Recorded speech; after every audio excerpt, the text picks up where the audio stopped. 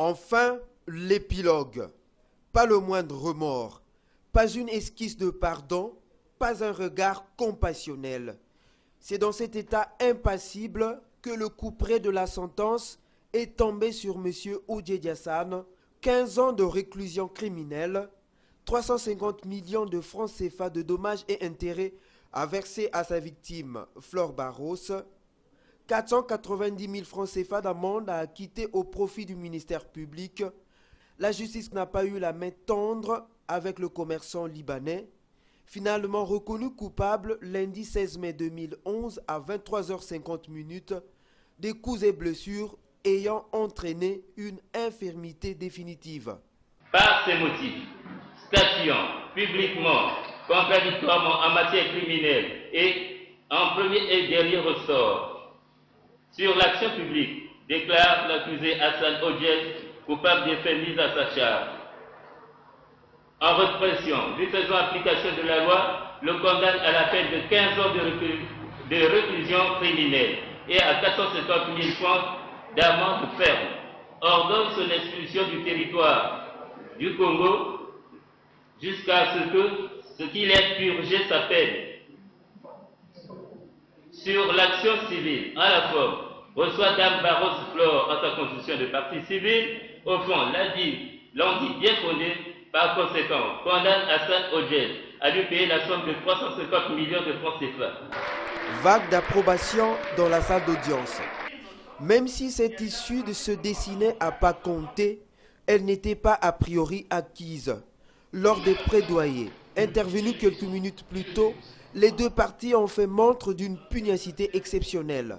La défense s'est employée à prouver la légèreté, voire le caractère vide du dossier.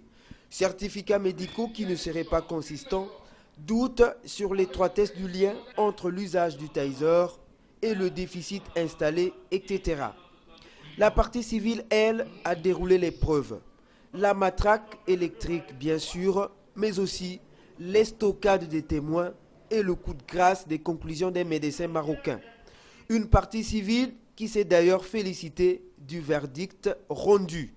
Et vous avez vu le manque de remords, le manque de cœur qui a caractérisé ce monsieur Odjedji tout au long de cette instruction, et comment est-ce qu'il a traité même cette fille, et comment est-ce qu'il a même traité les avocats de la partie civile. Et je crois que c'était une très très bonne chose que la justice se prononce avec un très bel élan d'exemplarité pour que finalement les choses se passent correctement. La défense a assuré engager un pourvoi en cassation avant les 3 jours dûment reconnus. Mais c'est une décision de justice qui a été rendue. Par voie de conséquence, nous allons nous concerter avec notre client pour voir s'il entend exercer ses moyens de droit devant la Cour suprême.